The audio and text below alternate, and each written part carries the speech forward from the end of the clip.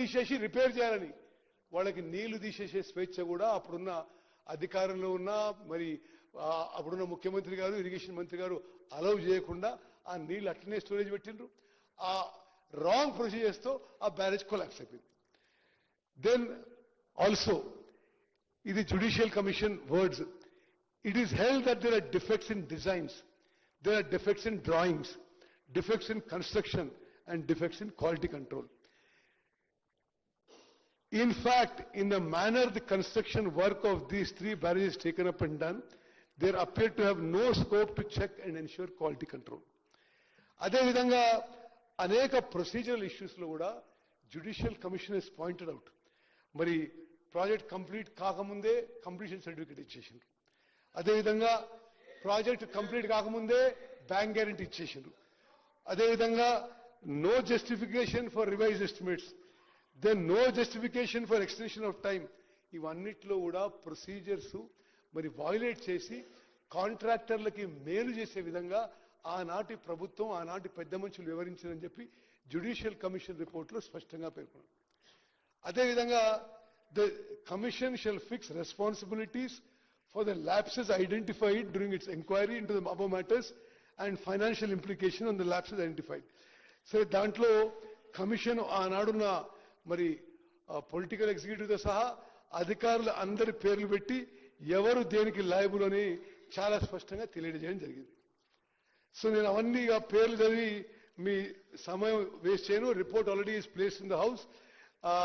All the engineers and IAS officers and the political executive, all their names are there.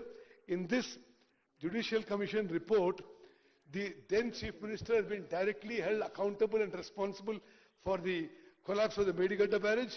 The then Irrigation Minister has also been held responsible for lapses, and the then Finance Minister also has been held responsible for the lapses.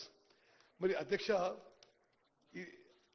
Prabhutvamu ఈ విషయాన్ని ఇంత పారదర్శకంగా 660 పేజీల report మీ అందరికీ ముందు తీసుకొచ్చి ఈ శాసనసభ represent the house, represent the state, 4 కోట్ల ప్రజల యొక్క ప్రతిబింబం కాబట్టి ఈ సభలో ఆ రిపోర్ట్ ప్లేస్ చేసి వే ఫార్వర్డ్ నెక్స్ట్ స్టెప్ తీసుకోవాలని ప్రభుత్వం నిర్ణయించింది. అధ్యక్ష నేను కొన్ని ఫిగర్స్ చెప్తే మీరు ఆశ్చర్యపోతారు. ఇది మాటి మాటికి వాళ్ళు పదే పదే కాళేశ్వరం ప్రాజెక్టు వల్ల నీళ్ళు వచ్చినాయి, కాళేశ్వరం ప్రాజెక్టు నీళ్ళు వచ్చినాయని చెప్పి 10 ఏళ్ల పాటు ఒక అబద్ధము ప్రచారం చేసుకున్నారు. ఇది పచ్చి అబద్ధము. నేను మీకు ఫిగర్స్ చదువుతాను. These figures are from the records of government of India and government of Telangana including in your time. మరి అంటే మేడిగడ్డ బ్యారేజ్ నుంచి నీళ్లు లిఫ్ట్ చేసుకున్నప్పుడు ఎంత ఎకరేజ్, ఎంత ప్యాడీ ప్రొడక్షన్, కొలాప్స్ అయిన తర్వాత ఎంత అని. మరి 2021-22లో ఖరీఫ్ పంటలో 58 లక్షల ఎకరాలు, మరి రబీ పంటలో 31 లక్షల ఎకరాలు, మొత్తం 90 లక్షల ఎకరాలు.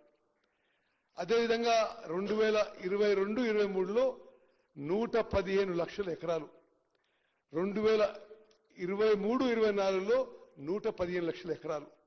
మరి మేము అధికారంలో వచ్చిన తర్వాత మేడిగడ్డ, సుందిల్లా, అన్నారం బ్యారేజ్ నుంచి ఒక్క చుక్క నీళ్లు ఉపయోగించకుండా మా హయాంలో ఖరీఫ్ అండ్ యాసంగి కలిపి 121 లక్షల ఎకరాలలో వరి వండిందని చెప్పి మేము చాలా సంతృప్తితో సాటిస్ఫాక్షన్తో మనం చేస్తాం. అదేవిధంగా అధ్యక్ష amount of paddy production before Medigadda collapse, Medigadda నుంచి మేము నీళ్లు తీసుకొచ్చి మరి అక్కడి నుంచి ఇక్కడ మొత్తం కాళేశ్వరం నీళ్లు నింపేస్తామని చెప్పారు. మరి మేడిగడ్డ కూలిపోయి మేడిగడ్డ, అన్నారం, సుందిల్ల నిరుపయోగంగా 20 నెలల నుంచి ఉన్నాయి. మరి నిరుపయోగంగా ఉండంగా ఎంత వరి వండిందో నేను లెక్కలు చెప్తున్నా. మరి వాళ్ళ అధికారంలో ఉన్నప్పుడు 21-22లో 186 లక్షల మెట్రిక్ టన్ను, 22-23లో 238 లక్షల మెట్రిక్ టన్ను, 23-24లో 253 లక్షల మెట్రిక్ టన్ను. మేడిగడ్డ బ్యారేజ్ కూలిపోయిన తర్వాత మేడిగడ్డ, అన్నారం, సుందిల నుంచి ఒక్క చుక్క నీళ్లు ఉపయోగించకుండా మా ప్రభుత్వ హయాంలో ఖరీఫ్ అండ్ యాసంగి కలిపి ఈ రాష్ట్రంలో వరి వండించింది 261 లక్షల మెట్రిక్ టన్నుల వరి ధాన్యం. ఇది భారతదేశంలోనే రికార్డు, తెలంగాణలో రికార్డు, ఉమ్మడి ఆంధ్రప్రదేశ్లో రికార్డు.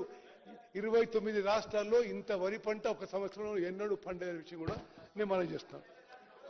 మరి అదే విధంగా మరి అధ్యక్ష, మరి మనం ప్రభుత్వంలో ఉన్నప్పుడు we are holding the people's mandate for 5 years. ఖర్చు పెట్టే ప్రతి పైసా చాలా బాధ్యతతో చేయాలి.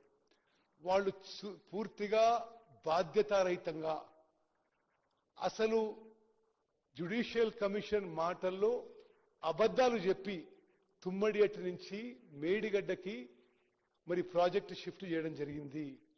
అప్పుడు కూడా ఏమన్నారు, తుమ్మడిగట్టు దగ్గర కూడా కడతామని చెప్పినారు, కట్టలేదు. తుమ్మడిగట్టు దగ్గర కట్టలే, మేడిగడ్డ దగ్గర కట్టింది, అది కూలిపోయింది. మరి అధ్యక్ష, ఈ decision to shift from Tummidihatti to Medigadda ఈ రాష్ట్రానికి శాశ్వతంగా నష్టం చేసే విధంగా మరి వాళ్ళ నిర్ణయాలు, వాళ్ళ యాక్షన్స్ అనే విషయం కూడా యావత్ తెలంగాణ ప్రజలు గమనించారు. అదేవిధంగా మరి ఈ తుమ్మడిగట్టు నుంచి